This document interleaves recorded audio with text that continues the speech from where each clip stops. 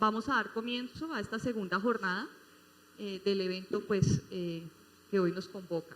En esta ocasión está con nosotros el profesor Diego Sola. Él es doctor en Historia, profesor e investigador postdoctoral en la Facultad de Geografía e Historia de la Universidad de Barcelona.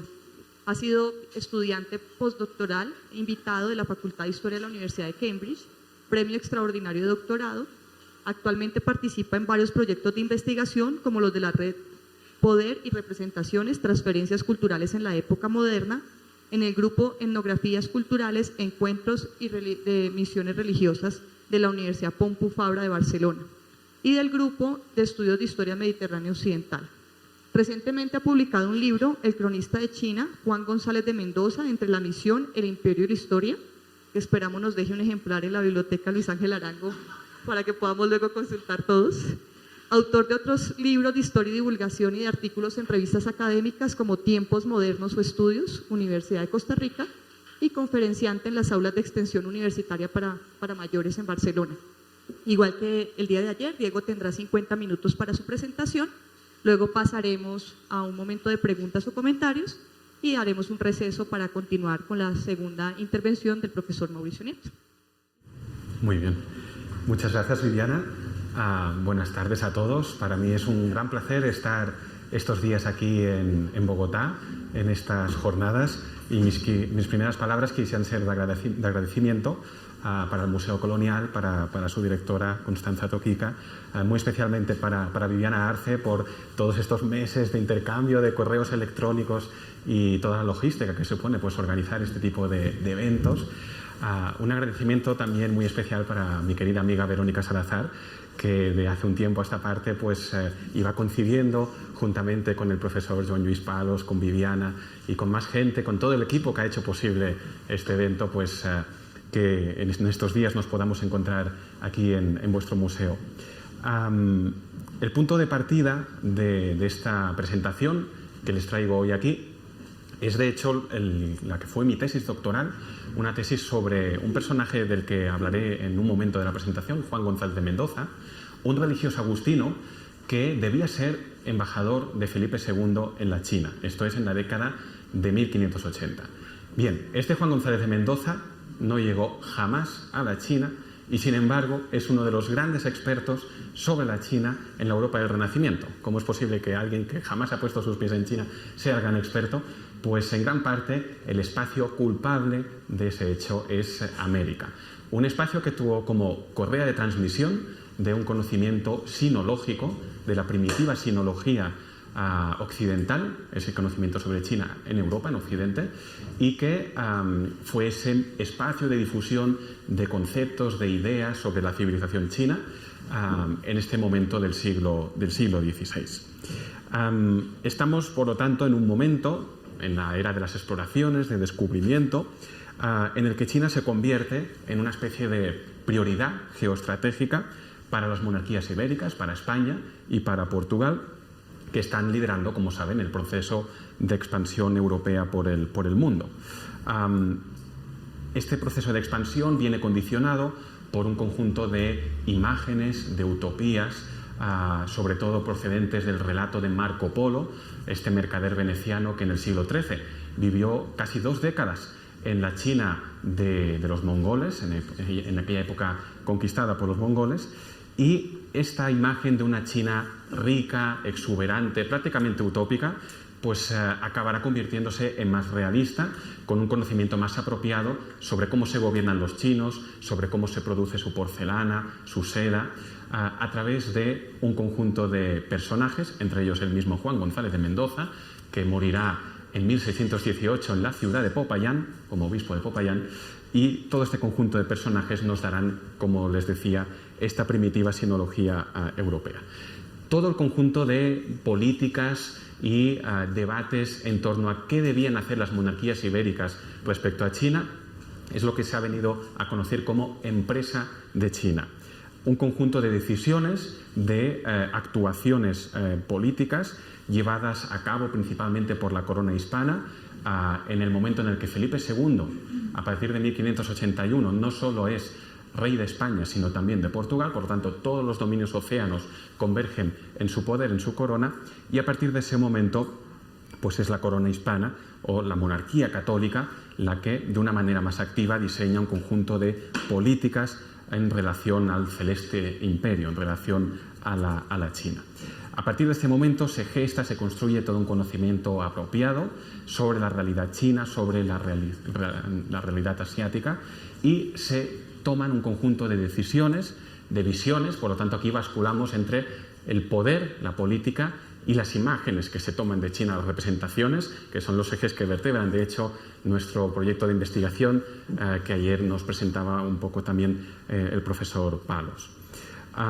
Todo este conjunto de decisiones y de imágenes en torno a esta empresa de China coinciden, como les decía, en este momento de eclosión del mundo, como dijo Pierre Chanou en su momento, esa rotura de las costuras que globaliza a los individuos y, siguiendo las palabras de Serge Ruchinsky, nos lleva a ese escenario de acumulación de nuevos saberes e información de todo tipo y origen puesta en la circulación de objetos, mercancías, creencias e ideas.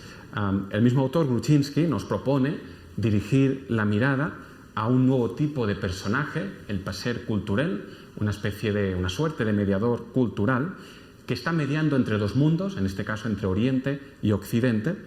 Es un personaje que explica, que conceptualiza y que nos permite comprender. Por lo tanto, van a crear una suerte de producto cultural que tiene que dar un valor comprensivo al objeto que se analiza o se observa, que en este caso, en lo que es mi investigación, es la China. La China en aquella época gobernada por la dinastía Ming. Por lo tanto, estamos también hablando de un tipo de producto cultural, relaciones, crónicas, de viajes, que se enmarca en este contexto de la cultura de expansión.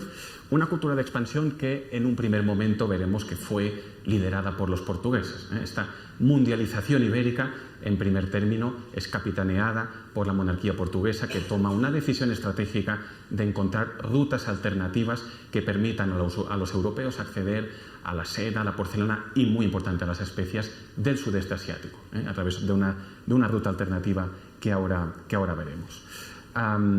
Y en ese escenario, ya en época de la monarquía católica, ya en época de Felipe II, la América virreinal pues jugará un papel fundamental, un papel en el cual se generará un conjunto de conocimientos y, muy importante, aparte de los conocimientos, en el ámbito del poder, América será un espacio decisorio.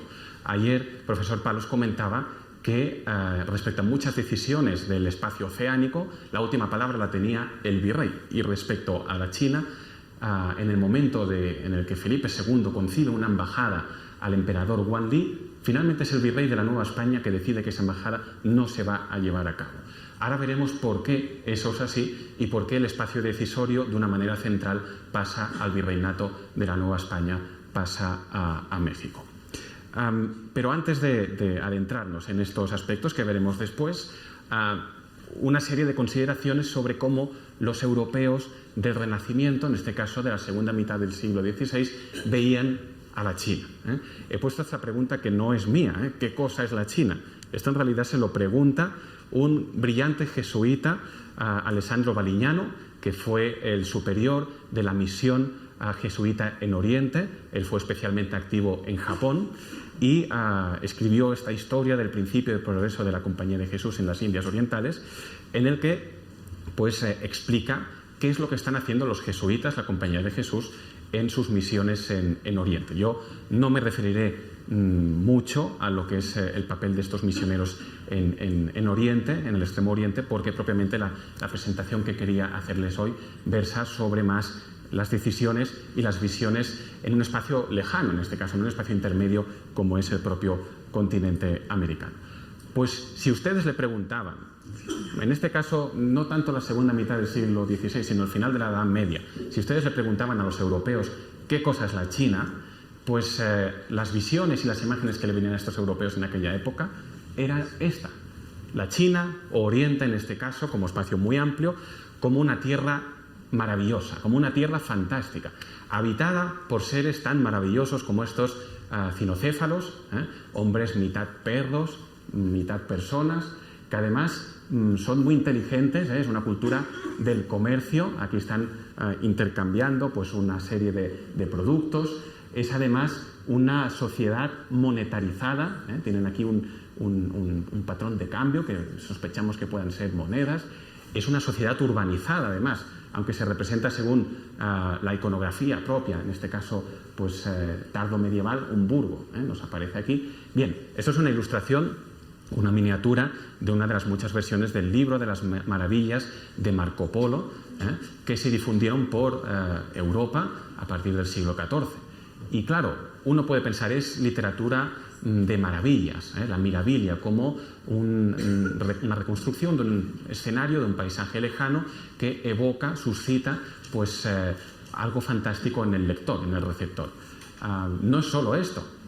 Cristóbal Colón en su viaje tiene como libro de cabecera el libro de las maravillas, lleva su propia versión en el barco y la tiene anotada, hasta tal punto que en la carta de descubrimiento que escribe y publica en Barcelona en 1493, pues uno de los comentarios más destacados de Colón en esa carta es que está muy sorprendido porque en su expedición a las Indias, después sabremos que esas Indias son las Indias occidentales o América, pues no hay cinocéfalos, como tampoco no hay amazonas, que esperaban encontrar pues estas mujeres emancipadas de la sociedad patriarcal que vivían solas y que expulsaban a los hombres de su isla, ¿no?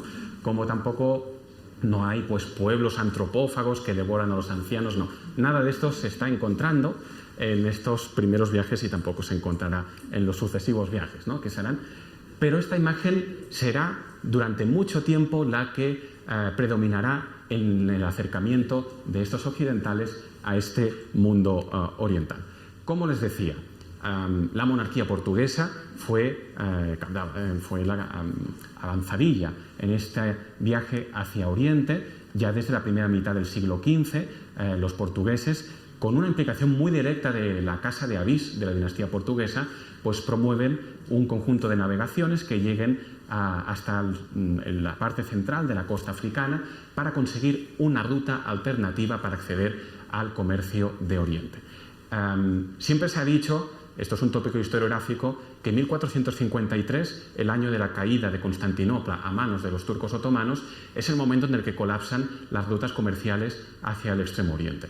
Y esto no es del todo cierto, porque, como saben, los otomanos se van expansionando por el Próximo Oriente durante un largo proceso que arranca en el siglo XIII y XIV.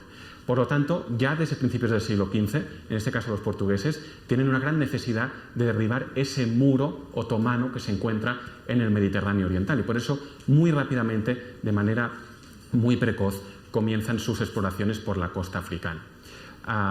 Que será, por lo tanto, la ruta alternativa, porque ellos, como vimos ayer, pues claro, conciben un mundo en tres partes.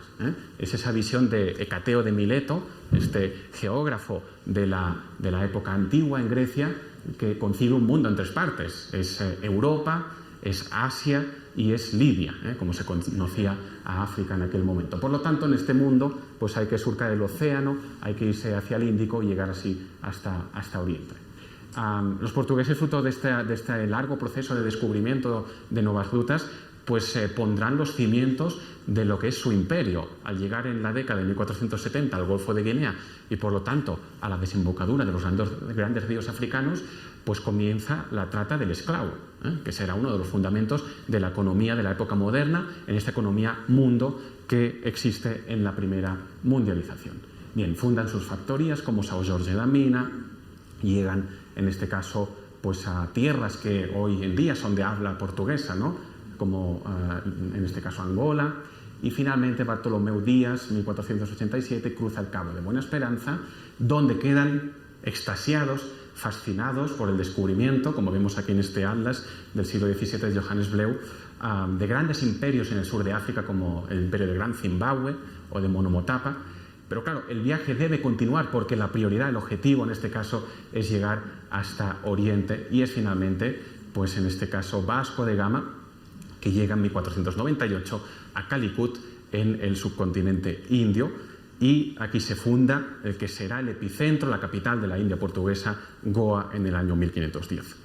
Ayer vimos un tipo de virreyes, aquí tenemos otro tipo, pero que en realidad es el mismo aparato institucional, el virreinato, en este caso portugués, el Estado de India, donde se nombra a una serie de hombres muy distinguidos que tienen que tener un poder decisorio muy rápido, porque están muy lejos de, si se puede decir así, de la metrópolis, y por lo tanto prácticamente tienen que actuar como reyes en el territorio. Estos primeros virreyes, Almeida y Albuquerque de la India portuguesa. Bien, y finalmente, después de un proceso larguísimo que dura 8 décadas, finalmente se llega al sudeste asiático, a las islas de la Especiería y a Catay. Catay es el nombre por el que Marco Polo conocía a China, ese paraíso de la porcelana, de la seda, donde los portugueses pues, podrán tener su propia factoría, que será la ciudad de Macao, hasta el año 1999, dominio portugués. Bien, ¿qué pasará con los españoles? Así como la ruta para acceder al extremo oriente portuguesa pasa por la vía africana, por la costa africana, pues la monarquía hispana ensayará otro camino, que en este caso será a través del continente americano, naturalmente. El camino a China o el camino al Pacífico, a la Mar del Sur, como la dio a conocer Núñez de Balboa en su descubrimiento en 1513, pasa por el continente americano. Un largo viaje en el que se surcan las aguas del Océano Atlántico, en el que se llega a partir de finales del siglo XVI a un puerto muy consolidado como es Veracruz, siempre se sube hasta México, hasta la capital del virreinato, para después desplazarse hasta Acapulco y finalmente embarcarse hacia la Mar del Sur o el Océano Pacífico. Esta será la ruta de la nao de China o el galeón de Manila, una de las grandes rutas comerciales de la época moderna, que costará mucho de encontrar porque los españoles ya intentarán establecer su dominio en el archipiélago de las islas de San Lázaro o las islas Filipinas desde la década de los años 20 y 30 del siglo XVI, en época de Carlos V, y finalmente será en la década de los 60 del siglo XVI que, en este caso, Miguel López de Legazpi, juntamente a cosmógrafos como Andrés de Urdaneta, un agustino que acabará sus días en el convento de San Agustín de México, que encontrarán el tornaviaje, que es esta ruta. Claro, el Océano Pacífico pues, es un océano terrible para los naufragios, de hecho como cualquier mar y océano, pero especialmente el Pacífico, y costaba mucho pues, dar con la ruta adecuada, con los vientos adecuados para poder hacer el camino inverso, en este caso, de Asia hacia América. Y finalmente, pues este tornaviaje será hallado a finales de la década de 1560.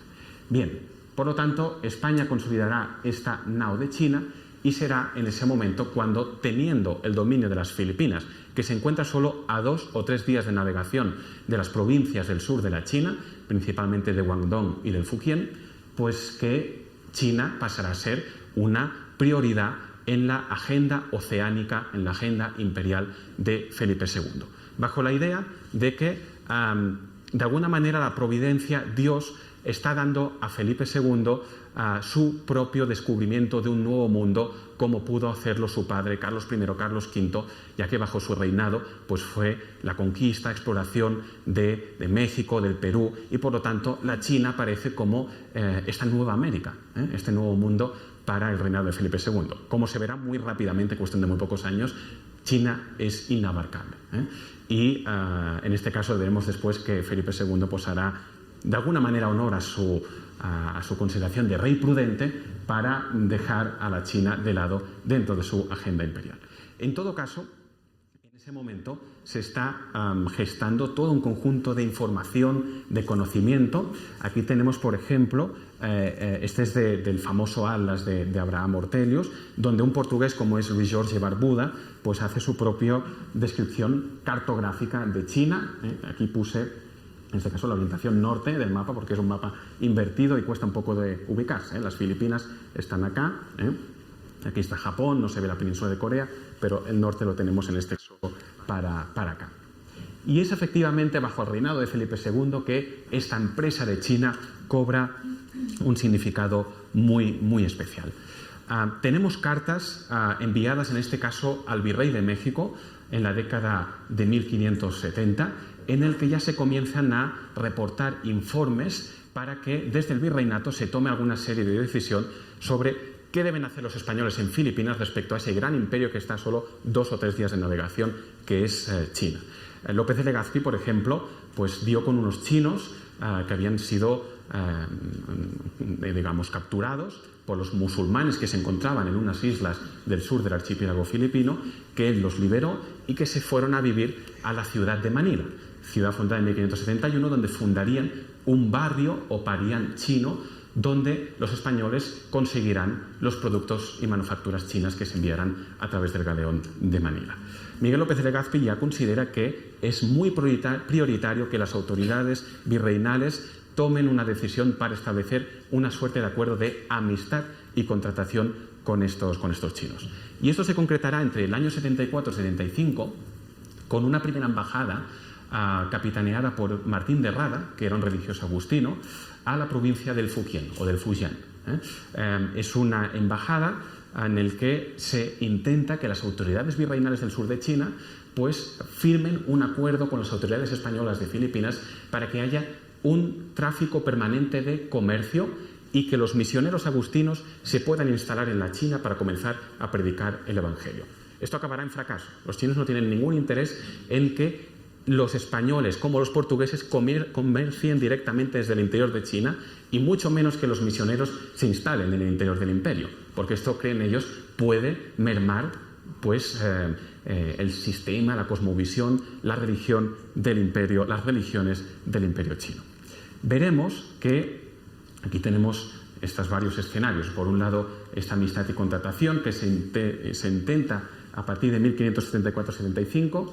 Aquí tenemos efectivamente esta ciudad de Manila, lo que sería hoy en día el intramuros de la actual Manila, en este caso en un atlas holandés también del siglo XVII.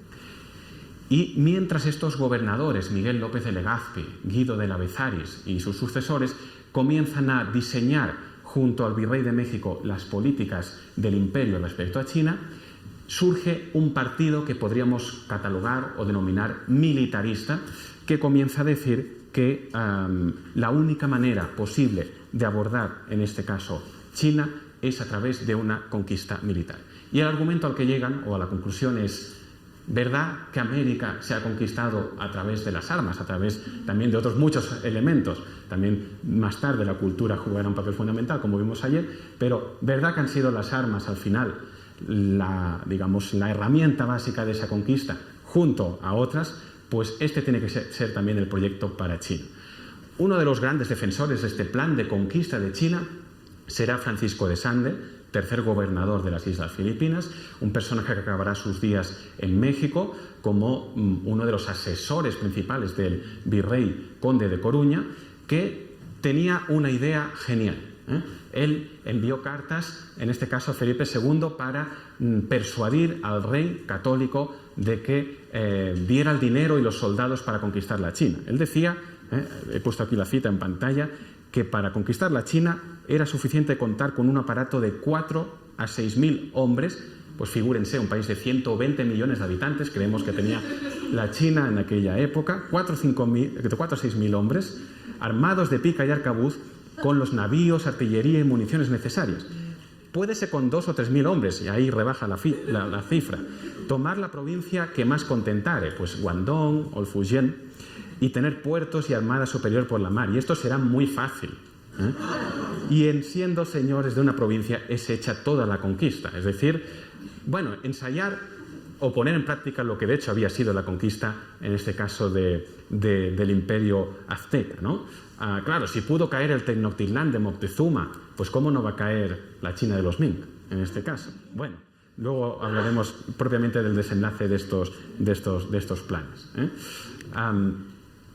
En este escenario, pues efectivamente, México juega, como les decía, un papel fundamental. Por un lado, porque las Filipinas, que es la frontera última, por decirlo así, de esa monarquía que va sucediendo frontera tras frontera hasta llegar al Pacífico, las Filipinas es una capitanía general que depende del virreinato de la Nueva España. Por lo tanto, Filipinas es, por decirlo así, una extensión administrativa más de la América virreinal. Y por lo tanto, el espacio decisorio va a ser en este caso México, porque en este caso las Filipinas pues están gobernadas directamente a través del virrey, que incide en la política del gobernador o capitán general. Bien, en este caso aquí lo que tenemos pues es una cita en este momento en el que se está decidiendo qué es lo que hay que hacer respecto a la China, y es en el escenario, como les decía antes, en el que Felipe II, en 1581, se ha convertido también en rey de Portugal, que Felipe II intenta un primer contacto con China a través de una embajada, un proyecto diplomático. Aquí todo el tema de los arcabuces, las picas y las armas quedan de lado, y Felipe II pues decide que enviará un gran presente, un gran regalo, en aquel momento a Guanli, emperador de la China, para decirle al emperador de la China: mira, nosotros somos, pues en este caso, un pueblo pacífico que se ha instalado a las puertas de tu imperio, en las Filipinas, que hemos venido a contratar, a comerciar. De hecho, la presencia en las Filipinas básicamente es para asegurar una ruta comercial con Oriente. Queremos contratar, queremos comerciar, pero nuestro imperio tiene una misión divina y por lo tanto también queremos darte a conocer el Evangelio y que puedas tomar en tu corte a un grupo de misioneros, en este caso de la Orden de San Agustín, para que puedan predicar el Evangelio a los chinos. Esto entraríamos, luego veremos a una figura que es Alonso de la Veracruz, en un debate de una fuerte creencia según la cual, como se concibe que los chinos poseen una filosofía y una sabiduría muy avanzada, pues es como una especie de pueblo muy predispuesto a recibir la gracia de la fe de Cristo. Bien, cuando se envía esta embajada, ahora me referiré a ella con más detenimiento, esta embajada lleva una cédula, una carta, una instrucción del rey, que dice, como ayer ya señalaba el profesor Palos, que la última palabra va a ser del virrey. Aquí vemos el segundo párrafo que dice: el virrey había recibido instrucciones para que llegaran a la Nueva España estos regalos, enviar a la China las cosas que vuestra majestad es servido enviar en presente al rey de aquellas partes de China, para efecto de asentar paz con él y abrir por este camino la puerta a los ministros del Evangelio. De hecho, efectivamente, pues Felipe II había enviado estos regalos, y el religioso responsable de comprar el regalo y presentarlo en su momento ante Guanli era este religioso agustino Juan González de Mendoza. Un religioso que había nacido en la actual Rioja, en el norte de Castilla, y que acabó sus días, como les decía, como obispo de Popayán en 1618. Un regalo que era una representación de la globalidad y diversidad de esta monarquía católica. Un regalo que tenía, por ejemplo, piezas finas y telas de los Países Bajos, de Holanda, relojes traídos de los dominios centroeuropeos del imperio, vino de Cazalla de la Sierra y de Guadalcanar, por lo tanto buen vino andaluz, unos guadamecíes, que son estas cajas que ven aquí, que estaban cargadas de piedras preciosas que venían del África portuguesa. Por lo tanto, Felipe II aquí ya incorpora en su regalo los dominios portugueses. Cuando la embajada debía llegar a México en su camino hacia China, pues en México se tenían que conseguir estos fabulosos halcones, una docena de ellos. Por lo tanto, que Guanli dijera: pero bueno, este señor, rey católico, es el señor de todo el mundo, de las 4 partes del mundo, ¿no? En este caso. Bien, pues el caso es que cuando llega... disculpen, aquí hay un regalo nada menor, como son un conjunto de pinturas del pintor en aquel momento de cámara de Felipe II, que era Alonso Sánchez Coello. Se le encarga que pinte al rey 2 retratos, uno a caballo y otro a pie, junto a un retrato de Carlos V. En este caso, aquí he puesto la imagen del Carlos V de Tiziano en la batalla de Mühlberg, porque la carta en la que se da la instrucción a Alonso Sánchez Coelho dice claramente que la pintura debe ser a la manera de Tiziano, para que Guanli, el emperador de la China, diga: pues el padre de este actual rey pues, era un caballero muy valeroso. Y muy importante, ¿cómo vamos a transmitir visualmente nuestra misión religiosa? Piensan los que conciben esta embajada. A través de una imagen que en este caso no es de Cristo, la encarnación de Dios, sino a través de la Madre de Dios, de la Virgen, creyendo que por su, digamos, imagen maternal podrá ser acogida por estos chinos como madre de su propio imperio. Bien, Juan González de Mendoza junto, en este caso, a Francisco Ortega, no nuestro amigo ponente que teníamos ayer, sino un religioso de la Orden de San Agustín, y junto a Jerónimo Marín, otro agustino que en aquel momento se encontraba en México, son los encargados de ir para México y después para China, pero no llegan a embarcarse en la Mar del Sur, no llegan a tomar tierra, mar en Acapulco, sino que la embajada se detiene, en este caso, en México, porque se ha decidido que, el rey así lo ha decidido, Felipe II, que se convoque una junta, leo literalmente, tal como está en el expediente en el Archivo de Indias en Sevilla, una junta de los más grandes hombres de todo el reino, se refiere a la Nueva España, México, acerca de la prosecución de la embajada, porque se considera que estos altos funcionarios coloniales son los mayores expertos respecto a este tema. Entre esos expertos, ¿quién hay? Hay Francisco de Sande, el que proponía conquistar la China con 4 o 5 mil hombres. Al fin y al cabo, él había sido gobernador de las Islas Filipinas y se supone que tenía un dominio y un conocimiento muy apropiado sobre el tema. También es verdad que se atreven a opinar personajes que no tienen mucha idea de lo que es el espacio pacífico, del espacio chino, como es el arzobispo metropolitano de México, patriarca de las Indias Occidentales, el arzobispo Pedro de Moya Contreras, que envía una carta a Felipe II diciendo que olvide la embajada, olvide la cortesía de las formas diplomáticas y comience a armar ya un ejército para conquistar la China. Y el virrey, primero Martín Enríquez de Almansa y después su sucesor, el conde de Coruña, pues acaba tomando la decisión de posponer la embajada para una mejor ocasión, más propicia. Brevemente, algunos argumentos que se utilizaban para cancelar esta embajada. Había una cuestión muy problemática como era la cuestión de la lengua. Este problema comunicativo ya se dio aquí en las Indias Occidentales, en este caso en América, de cómo se hacía llegar, en este caso a las poblaciones indígenas, el significado del requerimiento, de las cartas de requerimiento. Muchas veces había el intérprete, pero muchas veces no lo había. En este caso había intérpretes de chino.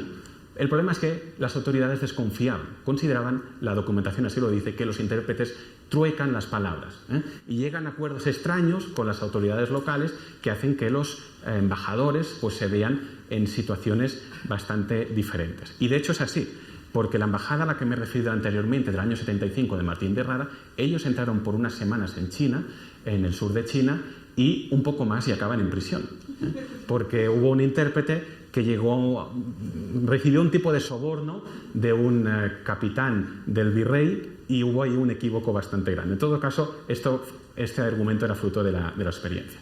Había después también una cuestión representativa y simbólica. ¿Por qué el rey católico tiene que personarse en la ciudad prohibida, en Beijing, ante el emperador de la China, Tianzi, el hijo del cielo, y postrarse ante ese emperador? Porque las autoridades chinas, desde el gobernador provincial hasta el emperador, nadie te va a recibir si tú no te postras con la frente en el suelo pues ante esa autoridad que representa un ser semidivino. Y claro, en este caso, pues el príncipe rey católico, decían estas autoridades, no podía verse sometido a esa humillación. Por lo tanto, se dice que hay que posponer esta embajada para mejor ocasión. Esta embajada no llegó a tener lugar en ningún momento. Bien, y al final me referiré cómo acabó el plan de conquista, que obviamente ya saben que acabó pues, en la ficción, en este caso pues, durmiendo, en este caso en los archivos donde está esta documentación. Fruto de esta experiencia, digamos, política y decisoria, es un momento de gran acumulación de conocimiento de esta primitiva sinología sobre cómo es la China en aquella época. Es decir, desde un punto de vista cultural, este encuentro es sobre todo significativo porque permite que por primera vez se superen los mitos y las utopías que Occidente tenía sobre el mundo chino. Esto ya había comenzado con los portugueses, que habían sido propiamente los adelantados de este proceso de contacto. Ellos desde la década de los años 20 del siglo XVI ya están en las aguas del mar de la China. Ellos consiguen en 1556 un enclave permanente como es Macao, al otro lado de Guangdong, en Cantón. Y tenemos, por ejemplo, una primera literatura, digamos, oriental ya sobre el territorio, como es en este caso esta Suma Oriental de Tomé Pires. Tomé Pires era el boticario del rey Manuel el Afortunado. Y debía ir a Oriente, en este caso a la China, para recolectar drogas, según la palabra de la época, todo el conjunto de plantas medicinales y de otro tipo que podía haber allí. Tomé Pires escribió esta Suma Oriental que dio a unos compañeros portugueses que la acabaron llevando a Lisboa, se publicó en la imprenta, aunque el pobre Tomé Pires desapareció por completo, le perdimos el rastro, se ve que acabó en una prisión portuguesa, en una prisión china, y no se sabe cómo acabó sus días. Estas relaciones comenzarán a circular por Europa a través de las imprentas italianas. Muchos de esos textos serán traducidos al italiano, otras veces se conservarán en portugués, y todo este conocimiento será recopilado a partir de la década de los 70 y de los 80 por autores españoles como Juan González de Mendoza o anteriormente Bernardino de Escalante, que era un sacerdote muy próximo a Felipe II. Y también esto continuará con otro tipo de literatura del contacto, del encuentro o de la cultura de expansión, como será en este caso la obra de Antonio de Morga, este suceso de las Islas Filipinas, con la que finalizaré después la intervención, que en este caso es una obra 100% de concepción americana, ya que Morga fue un alto funcionario colonial que trabajó desde Filipinas hasta México y después en la audiencia de Quito. Voy a referirme en los próximos minutos a esta obra Historia del Gran Reino de la China, que es propiamente el producto que resulta de la embajada fallida del año 1581 y 82. Disculpen. Como les decía, Juan González de Mendoza fue un fraile agustino al que Felipe II le encargó que comprara los regalos para Guanli y los llevara ante el emperador de la China.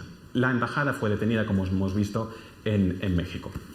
Esta obra es muy interesante porque, digamos, tiene como comitentes, como personas que la encargan o personas que están interesadas en que vea la luz, pues un grupo de personas en lugares tan distintos como Manila, como México, como Madrid y como Roma. Comenzando por Roma, pues tenemos a los agustinos, en este caso al general de la Orden de San Agustín, que trata con Mendoza. Mendoza en el año 84-85 está en Roma y dice que es importante que se publique esta historia de la China, fruto de todas las noticias que Mendoza ha recopilado sobre el gigante asiático, para que la historia, este libro, deje en buen lugar a los agustinos, y diga que los agustinos pues, son los primeros religiosos misioneros que han llegado a la China. En aquella época, todas las órdenes religiosas en el espacio, digamos, de ultramar está compitiendo para decir nosotros hemos sido los primeros que hemos llegado, que hemos evangelizado y que hemos llevado la fe de Cristo.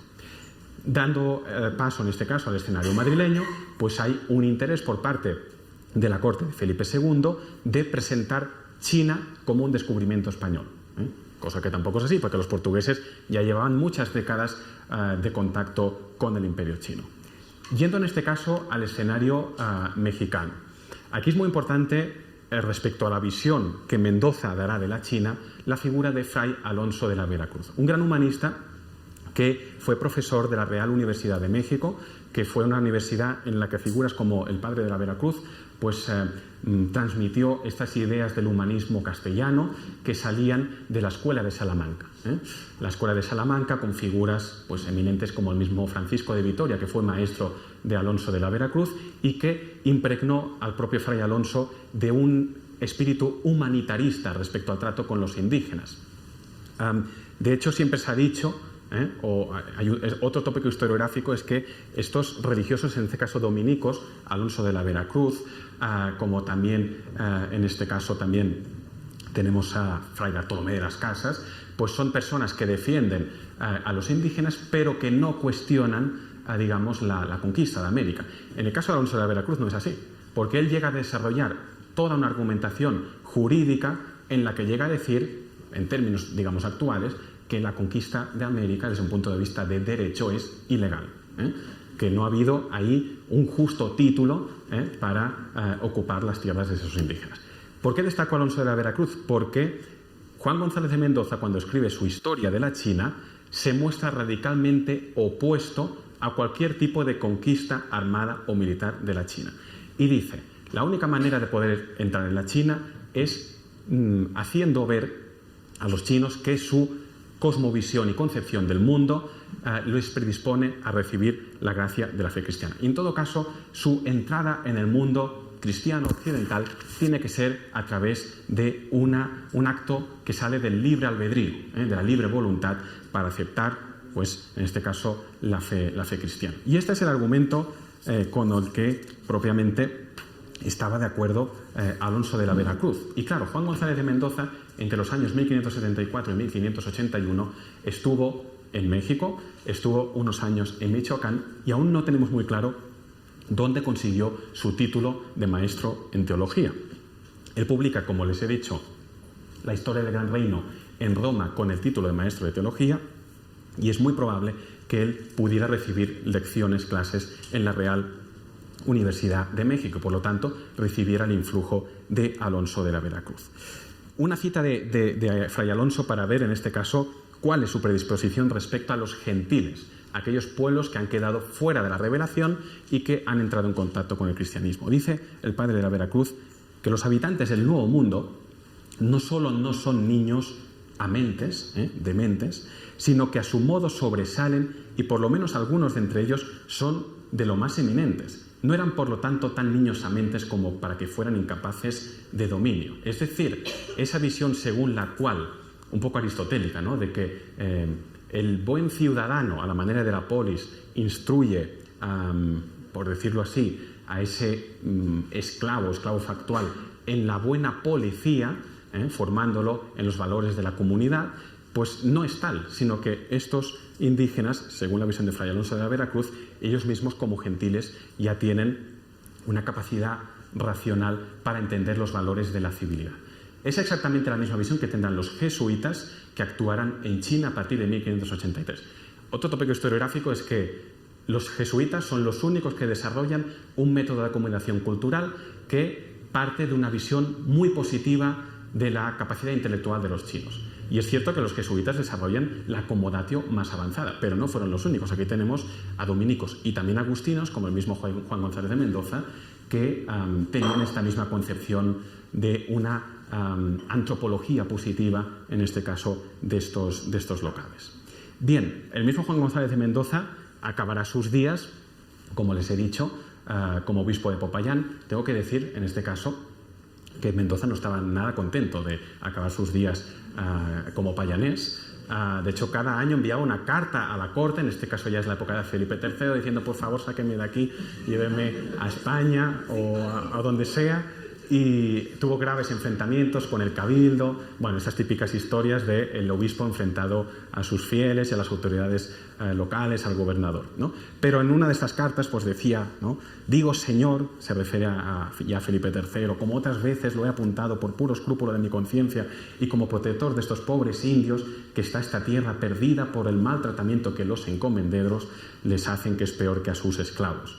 Bien, por lo tanto hay una preocupación muy clara por la situación de los indígenas por parte de González de Mendoza, que también ha sido muy reproducido muchas veces en estudios previos sobre Juan González de Mendoza, que su gran maestro intelectual es Bartolomé de las Casas, y en realidad pues la gran vía de comunicación con esa visión escolástica al mismo tiempo del humanismo castellano de Vitoria y de otros, pues es Alonso de la Veracruz. Bien, el caso es que, con esto ya entro en la parte final de la intervención, González de Mendoza dibuja una China admirativa, con una antropología positiva respecto a estos chinos, y introduce nuevos conceptos, nuevos lugares comunes, nuevos topoi, sobre qué es el imperio chino. Marco Polo nos dejó con la idea de la maravilla, la riqueza y la exuberancia, que ciertamente es lo que ven los europeos que entran en la China a partir del siglo XVI. Pero Mendoza se interesa, por ejemplo, por la organización política y dice que el imperio chino, o el reino de China, como él lo considera, es de los más prudentemente gobernados del mundo. Dice que los ministros del rey de la China tienen un gran esfuerzo a la hora de gobernar, intentar evitar la corrupción, de ser justos, de ser ecuánimes, por lo tanto, de ir a ese ideal de la eunomía, del buen gobierno, en un momento en el que en la Europa renacentista hay muchos debates precisamente sobre cómo se tiene que administrar bien esos reinos y esos imperios. Es una visión extremadamente positiva, pero también es una visión utópica, porque naturalmente que había corrupción en la China. Naturalmente que había personas que se aprovechaban y se apropiaban de los caudales públicos, etc. Pero en todo caso, la China, por ejemplo, tenía el único sistema que en aquella época existía en el mundo de acceso al funcionariado por la vía del mérito, las oposiciones, los concursos públicos. Esto en Europa era impensable, donde la cultura era de sangre. Uno llegaba a una posición de influencia o decisión política pues por rango familiar, ¿no? En este caso.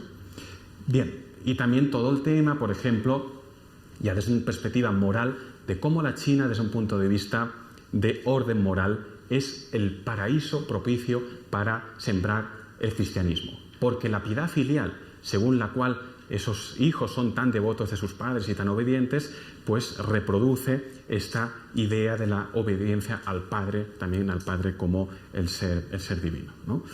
O habla, por ejemplo, también de una mujer muy casta, muy recogida, y aquí critica a la mujer occidental en un momento precisamente de gran redimensión, ¿no?, de lo que son las costumbres y la moralidad pública. Bien, la China también en este aspecto como muy modélica, ¿no?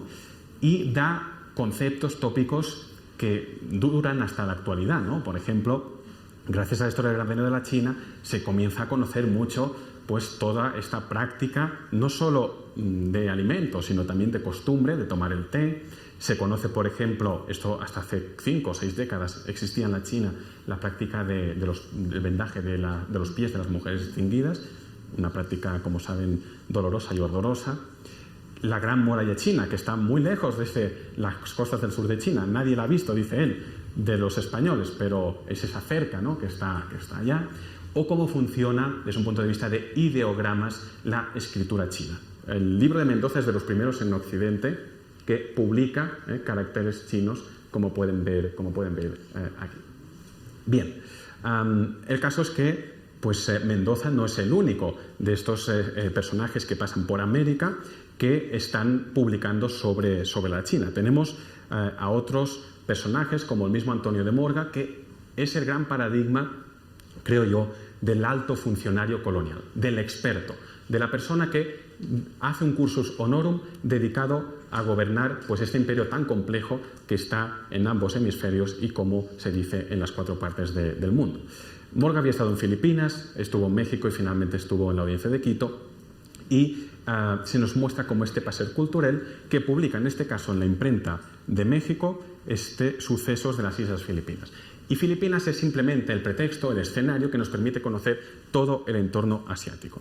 Dice Morga, en este caso sobre Asia, lo siguiente, cito literalmente del libro de los sucesos. Dice: según los cosmógrafos antiguos y modernos, la parte del mundo llamada Asia son tierras enriquecidas, así de piedras preciosas, oro, plata y otros minerales como abundantes, frutos y semillas, ganados y animales. Por lo tanto, como veis, los conceptos que Mendoza da van más en la línea de la política, como les decía, y también de la abundancia, pero en Morga vuelven a reintroducirse elementos que son más propios de Marco Polo, porque, por ejemplo, dice piedras preciosas, oro y plata. Si de una cosa iban muy escasos los chinos, eran de plata. Y precisamente ellos comenzarán a perder su independencia, su aislamiento milenario, cuando comienzan a necesitar de la plata mexicana. Cuando quieren o necesitan que los españoles estén allí en Filipinas para ellos llevarles la porcelana y la seda y les puedan dar plata. Porque los Ming decidieron a partir de los siglos XIV y XV que una de las bases de intercambio económico en su imperio sería la moneda de plata. Y sus minas se estaban acabando. Y por lo tanto la plata tenía que llegar de algún lugar, que básicamente llegaba no solo de las Filipinas, esta plata mexicana, sino también a través de Nagasaki, en Japón, y a través también de Macao por parte de los portugueses. Por lo tanto, cuando hablamos de conceptualización y de estos productos culturales que se difunden en el mundo occidental, desde América hasta Europa, no estamos hablando de una etnografía muy precisa y mucho menos de una sinología avanzada, porque la nebulosa es muy difusa respecto a qué es la China y qué contiene en su interior. En realidad, lo que estamos asistiendo es con esto finalizaremos, a un proceso de invención. La imagen que tenemos sobre la China, incluso hoy en día, en tanto que civilización y cultura que no nos es propia a nosotros los occidentales, pues es un conjunto de imágenes, de escenarios, de lugares comunes, de topoi, como les decía, que nacen en buena parte en este contacto que se produce en la segunda mitad del siglo XVI a través de estas empresas que en gran parte vienen desde América. Un debate en el que había dos posicionamientos principales o dos partidos. Una visión de sinofilia y otra de sinofobia. Una visión de admiración y amor, por decirlo así, por lo chino, y otra visión xenófoba y de absoluto rechazo de la cultura y de la propia esencia de los chinos. Relato admirativo y relato peyorativo. Por ejemplo, Juan González de Mendoza se maravilló de cómo en la China decía, esto es falso, pero bueno, él dijo, no andan pobres por las calles ni en los templos y hay una orden dada por el rey de dar de sustento a los que no puedan trabajar. Un sistema de pensiones, por decirlo así, de ayudas públicas, que existía efectivamente en la China Ming, pero en un país de 120 millones de habitantes, que era de hecho el país más poblado del mundo en aquel momento, naturalmente que había pobreza. Pero bueno, es una posición que, dado que es publicada en Roma en 1585, seguramente tiene un interés de incidir en ciertos debates del humanismo que están teniendo sobre, por ejemplo, sistema de beneficencia y pobreza en Europa en aquel momento. En cambio, la visión, digamos, xenófoba, o en este caso sinófoba, que dice que la China es un pueblo pues idólatra, es un pueblo que flirtea con el demonio, dicen que no es posible una predicación amorosa y pacífica y que hay que predicar el Evangelio a los hombres de los soldados. Por cierto, esta es una cita de un jesuita, Alonso Sánchez, precisamente desmarcándose del consenso dentro de la Compañía de Jesús de que hay que interactuar con los chinos de una manera, digamos, positiva y admirativa. Estos son los que proponen una visión, un plan de conquista que muy rápidamente Felipe II, 1588, el desastre de la Armada de Inglaterra, de la Armada Invencible, dirá, bastante faena tengo en Europa, los Países Bajos, en revuelta, todo el tema de Inglaterra también, como para preocuparme de un mundo que al fin y al cabo me es absolutamente lejano, remoto y que solo conozco a través, sí, de los libros y de la porcelana y de los productos o de las sillas plegables, que esto fue un invento chino, que me traen al Escorial, ¿no?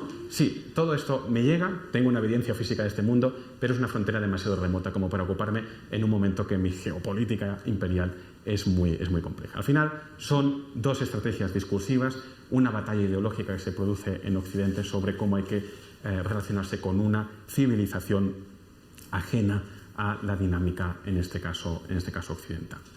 Y para acabar, simplemente decir que en esta gran discusión, en este gran debate ideológico, como les dije antes, pues el espacio virreinal será clave, porque en este caso Felipe II dirimirá o delegará en este caso toda la cuestión referente a Filipinas y la China en sus virreyes, en este caso en México. Hay una última cita que leeré del virrey, en este caso de México, que está escribiendo a Felipe II respecto a cómo tiene que resolver todo el tema de la embajada, la conquista o lo que se tenga que dirimir en la empresa de China. Dice el virrey lo siguiente: lo de la tierra firme de la China es tierra tan larga y poblada que de 100 partes una que lo dicen sea parece que es otro medio mundo, la China en sí misma.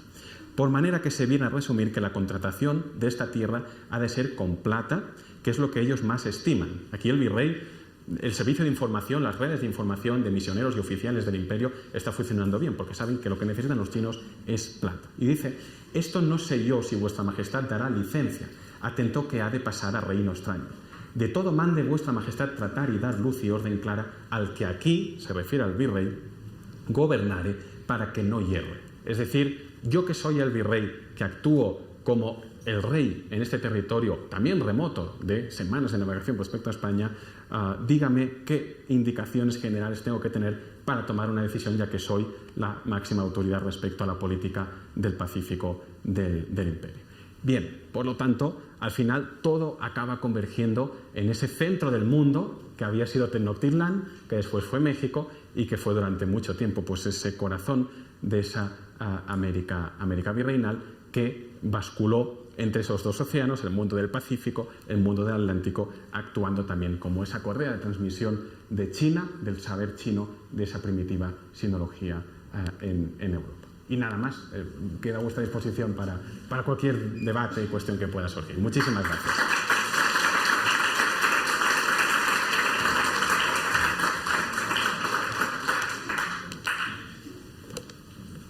Bueno, Diego, muchísimas gracias. Gracias. Y no te tuve que pasar papelito. Es muy raro. Pasamos entonces a preguntas, comentarios que tengan alrededor de la conferencia. Sin pena. Bueno. Buenas tardes. Hola, mi nombre es Juan Camilo Guerra. Yo soy licenciado en Ciencias Sociales. Me parece muy interesante cuando usted abordaba acerca de México como país, digámoslo, actualmente, ¿sí? Y con relación a lo que hace España, la nueva España, dentro de ese proceso de la misma corona, ¿sí? Dentro de lo que era América. ¿Sí? Y yo lo conecto porque, por ejemplo, uno visita el castillo de Chapultepec y dice, uy, pero qué cantidad de objetos chinescos que hay aquí, ¿no? Entonces uno dice, bueno, pero ¿cuál fue como el tipo de diálogo que se dio? O sea, ¿cómo pasó? ¿Sí? Entonces uno dice, o sea, sería muy agradable que hubiese un guión comunicar, pues para preguntarle cómo se da, porque hay muchos objetos. Entonces uno dice, bueno, pues España era netamente eclesiástica, la figura totalmente teocentrista y todo giraba alrededor de esto. Entonces, ¿cómo se da? Entonces uno ve cofres en las mismas pipas, ¿sí? Y ve también bueno, como espejos también es lo mismo, ¿no? No obstante, aquí también nos vemos. Uno va al Museo Nacional, ve eso, va a la Quinta de Bolívar y ve también las pipas que utilizó Bolívar con el mismo opio y son totalmente chinescas. Entonces uno dice, mire la relación que se da y que no es una relación tan pequeña, sino es una relación totalmente grande, en donde el intercambio es totalmente conectado. Entonces, América tenía unas cosas que España pues, las utilizaba para exportarlas e importarlas viceversa, pero que también permitía hacer como esos diálogos de conexión. Entonces, me parece genial este tipo de propuestas porque sirven para nutrirlo y para trabajarlo también con sus mismos estudiantes o con el público que uno tiene a cargo en un espacio de interés sociocultural o un espacio museal o museístico. Muchas gracias. Gracias, muchas gracias por la intervención, porque efectivamente hay que tener muy en cuenta que cuando se busca esta nao de China o Galeón de Acapulco, Galeón de Manila, como desde Europa ciertamente pecamos de eurocentrismo, siempre pensamos, es una ruta que tiene que abastecer a los mercados europeos con esa burguesía ascendente que demanda estos productos, pues de esa porcelana, de esos productos manufacturas que vienen de China, ¿no? Pero, ¿dónde llegan esos productos en primera instancia? ¿Cuál es la primera parada? Pues efectivamente es América. Y hay una primera distribución de todos estos productos en una vastísima red que va desde Acapulco hasta México y que baja hasta el Virreinato del Perú, haciendo circular estos productos que son muy demandados también en esta parte del mundo. Por lo tanto, ya como China, en la época de la dinastía Ming, esto en este caso más historiadores de la economía que se han dedicado a todas estas rutas comerciales consideran que China es el primer mercado del mundo ya en aquella época, que de hecho es lo que es hoy en día la China, pues todo este excedente de producción comienza a diseminarse por todo el mundo occidental y hay pues una auténtica fiebre por lo chino, lo chinesco. Principalmente por la porcelana, que todo el mundo, esta mañana en la visita que hacíamos con Viviana por el museo, pues efectivamente allí aparecían esas lozas y como al final un instrumento que los chinos producen con un sentido absolutamente útil y práctico, que es para comer como utensilios de comedor, de cocina, pues claro, es tan caro y tan valioso que es mejor que un noble o un burgués en su casa, en su palacio, lo tenga ahí decorando para que cuando reciba sus visitas, pues ese sea un signo de distinción. Pero creo que es muy interesante como ese excedente productivo que los chinos tienen en gran necesidad de lanzar al mundo para, a su vez, coger esos productos, en este caso pues la plata para su mercado interno, para su economía, pues acaban construyendo también esa economía mundo de esa primera mundialización. Gracias. Profesor Solé, en esa misma línea, 200 años después, ya en el siglo XVIII, vuelve otra vez a estar de moda lo chino. Voltaire y los ilustrados vuelven a decir que es la forma más avanzada de gobierno, los mandarines, etcétera, etcétera. Y exactamente en la misma tónica que lo decía el participante anterior, las chinoiseries llenan los palacios de Europa, del barroco, etcétera, etcétera. Entre la primera y la segunda, esos 200 años de diferencia. ¿Qué ocurrió?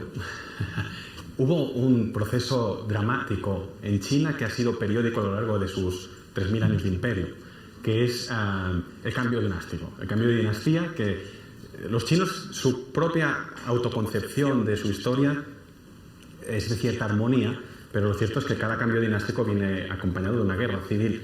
En este caso, a mediados del siglo XVII, en 1644, es la caída de la dinastía Ming, que había sido especialmente aislacionista, porque los Ming, desde el siglo XIV, se propusieron recuperar un ideal de imperio confuciano, según el cual China era, bueno, el nombre de China, Chongguo, hoy en día también significa país del centro, ¿no? El centro del universo, el centro del mundo. Ese país del centro, según los Ming y sus mandarines, filósofos y literatos que estaban en la corte, creían que no necesitaban a nadie más en el mundo para subsistir.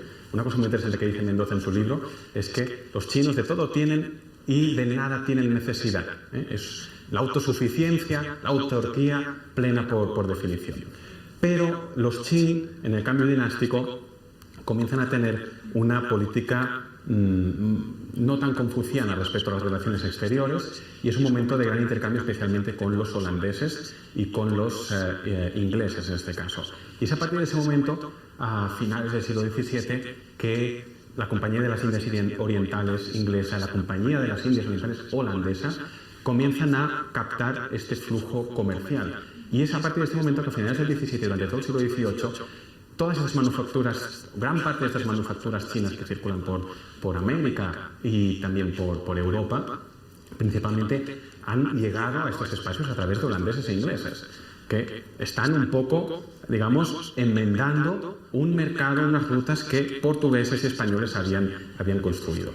Y es incluso en este momento que los jesuitas, antes de su, en este caso, salida dramática o dolorosa de China, también están llegando. Tenemos jesuitas en el siglo XVIII que están diciendo pues que efectivamente en este contexto ya de influencia ilustrada, pues el imperio chino pues tiene unas ideas muy conectadas, ¿no?, con el nuevo pensamiento que hay también en Europa, ¿no? Por ejemplo, hay un jesuita, Jean-Philippe Amiot, si no recuerdo mal, que es un gran estudioso de Sun Tzu, que saben que tiene este tratado sobre la guerra, ¿no?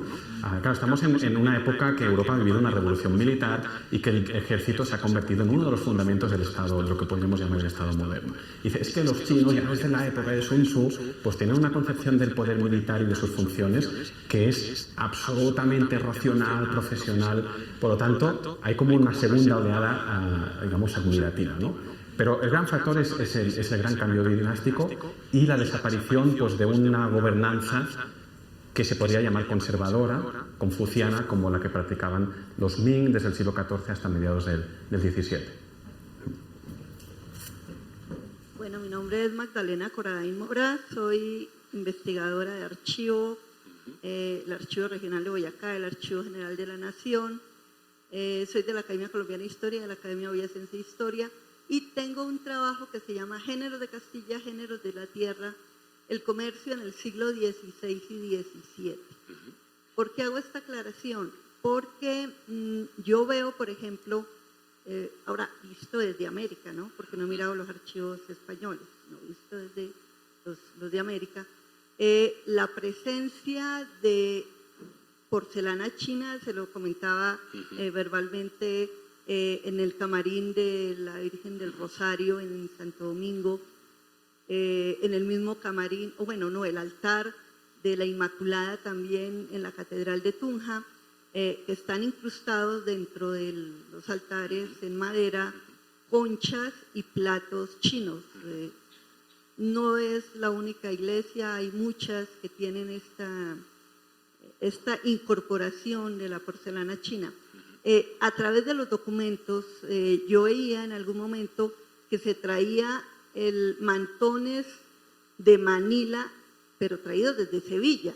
No sé si también esta porcelana que llegaba aquí no llegaba desde México, sino iba hasta Sevilla y regresaba.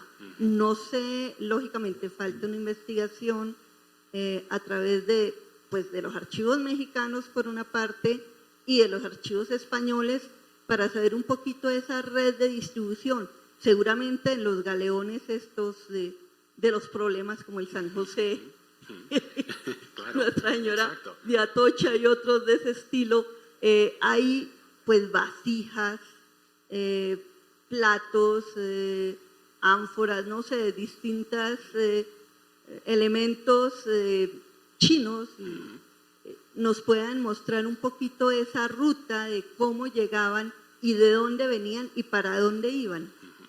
Sí, es muy interesante. La verdad, no soy muy conocedor propiamente de las rutas comerciales. Sí que es cierto que había también rutas de camino inverso, es decir, en este caso, Sevilla como centro distribuidor y a través de allí un doble viaje que hacían estas mercancías yendo del Pacífico hasta el continente americano, de América en este caso hacia Europa y de Europa de regreso hacia América. Tenemos documentados a principios del siglo XVII, por ejemplo, en Sevilla, una familia de comerciantes holandeses que tienen permiso de la corona, en este caso para actuar de intermediarios entre Amberes, que es el gran mercado también en Europa, y que ellos están introduciendo también productos, en este caso chinos, y por lo tanto es multilateral, ¿no? Digamos, la circulación de estos productos, de estos mantones de Manila, que en realidad eran chinos, a pesar de que el nombre popular efectivamente es el mantón de Manila, o en todo caso confeccionados, elaborados por los chinos, estos chinos del Parián de Manila, que en primera instancia fue Legazpi que los liberó, pero ciertamente ese es un tema interesante de cómo funcionaban, ¿no?, estas rutas y cómo, al mismo modo que ocurre hoy en día, que pues lo mismo ustedes adquieren un producto que se ha elaborado, pues no sé, en Lima y ha pasado antes por la China. Puede pasar, de hecho ocurre, ¿no?, en diversas fases productivas o distributivas, o del mismo modo que era, pues ya esos indicadores de esa multilateralidad, si se puede decir así, ya se construye en esa economía mundo de ese momento. Sí. Gracias. Hola, buenas tardes. Ante todo, felicitaciones por la ponencia, muy interesante. Y son más que todo dos pequeños datos curiosos. El primero es si en China se han encontrado pues testimonios como de esa cultura material o visual producida en España, ¿no? Acá estamos viendo toda esa migración de estos objetos, el galeón de Manila y demás, pero pues me quedó esa pregunta, si en China o en esta parte del Oriente, ese término un poco gris, se han encontrado esos testimonios de objetos producidos en Europa o acá en la América Latina. Y la otra es como un dato curioso, y es, usted empezó la presentación con la imagen de los cinocéfalos, y me quedó la duda, ellos cuándo desaparecen, ¿no? Porque cuando uno les rastrea esa historia mítica de ellos, como en fuentes clásicas, Heródoto y demás, ellos siempre se van corriendo al Oriente. ¿Qué pasa cuando se llega al Oriente y no están? Como, ¿a dónde se van a mudar, no? Porque es como un estereotipo que sirve para representar lo fantástico al otro, ¿no? ¿Dónde van a terminar esos cinocéfalos cuando por fin se llega a la China? Muchas gracias. Gracias por la pregunta. Y de hecho es interesante la otra perspectiva, la otra mirada, en este caso desde China, qué es lo que quedó allí. Básicamente, de cultura material, los grandes introductores de productos europeos e incluso de productos, digamos, de cierta ingeniería europea, estoy pensando en relojes ahora mismo, como los relojes que Felipe II quería enviar a Wanli, fueron los jesuitas, porque fueron los únicos misioneros que lograron pues, una misión permanente, y al cabo de unos años, después de la década de los 80 al 16, eran los responsables del Observatorio Imperial de Astronomía en Pekín, y allí sí que se encuentran desde esferas armilares, básicamente son objetos de medición astronómica, es decir, para el propio uso del observatorio astronómico del emperador. No tanto ya en China, sino en Japón, desde la década de los 50 y 60, hubo un cierto éxito en las misiones cristianas de jesuitas, de franciscanos y de dominicos. Se habla de conversiones bastante masivas en daimios, que son en territorios feudales del sur de Japón, y se ha encontrado pues imágenes de Cristo, de la Virgen, de propio San Francisco de Asís, que eran utilizados por parte de los misioneros. Pero para mí el escenario así a nivel de cultura material, porque es muy híbrido y muy de mezcla, en este caso no es China, en este caso, pero es las Filipinas. Porque, por ejemplo, siempre se ha hablado de qué categorías visuales y qué caracterizaciones se utilizaban para hacer llegar el mensaje cristiano a esos pueblos gentiles, ¿no? Y siempre, ya que estábamos con tópicos historiográficos, siempre se ha dicho, no, es que desde la perspectiva evangelizadora, en este caso de españoles, pues siempre se utilizaban pues imágenes muy eurocéntricas, ¿no? El típico pues personajes de piel blanca, con rasgos claramente europeos. No es así en el caso de Filipinas, porque encontramos vírgenes, por ejemplo, de marfil, por lo tanto ya el propio producto no es originario de Occidente, con rasgos propiamente chinescos, vírgenes con rasgos chinescos, ¿no? Porque claro, los indígenas en este caso se tienen que sentir reconocidos, representados, interpelados, ¿no? Esto se dio en este escenario porque es claramente el escenario de la frontera, muy lejos de los grandes centros, digamos, religiosos y políticos del imperio. Respecto a la segunda cuestión, claro, hay un tiempo hasta mediados del siglo XVII de convivencia entre lo mítico y lo real. Porque para el lector europeo, o la poca gente que podía leer y que gustaba de consumir de esta literatura de viajes, podía ser muy interesante pues, las descripciones de las carreteras, del urbanismo, del comercio, de la filosofía de Confucio, pero era mucho más entretenido leer sobre cinocéfalos, antropófagos, amazonas y todo tipo de pueblos míticos. Y claro, hay un gran esfuerzo de estos autores por decir, no, esto es falso, no, es parte de nuestra mitología, en muchos casos también de la mitología bíblica, porque aparecen elementos de la mitología del Antiguo Testamento, ¿no? Y por lo tanto comienza a haber una división o un divorcio muy claro entre lo que sería propiamente literatura etnográfica, como es Mendoza. No era el tema de la ponencia, pero Mendoza, al no estar a la China, su relato es fidedigno porque utilizan materiales de gente que sí que estuvo en el interior de la China, ¿no?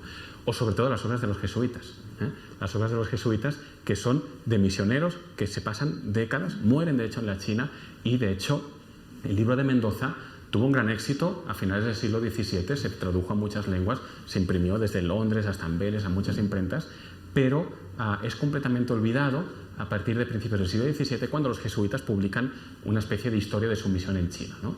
Y ahí es un libro puramente descriptivo de cómo es la propia China, pero aún aparece pues literatura mítica que tiene un carácter claramente fantasioso, fabuloso, de invención, de romance incluso. Un último punto, finales del siglo XVI y principios del XVII viven un gran auge los romances, toda esta imagen de Angélica, princesa del Catay, de Orlando, de Medoro, estos personajes caballerescos, de los que lleva, pues por ejemplo, el mismo Quijote, ¿no? El tema central de la obra de Miguel de Cervantes a enloquecer, esa fiebre por esa literatura, pues que presenta, en este caso, Angélica en el Catay, una princesa de China que es mucho más gustosa de presentar en medio de ese escenario mítico, pues que no en medio de unos mandarines, de unos confucianos, de unos taoístas, de unos leguistas. Claro, el lector quiere entretenimiento, ¿no? Es a mediados del siglo XVII que todo esto comienza a desaparecer. Diego, muchísimas gracias. Gracias a ustedes. Gracias.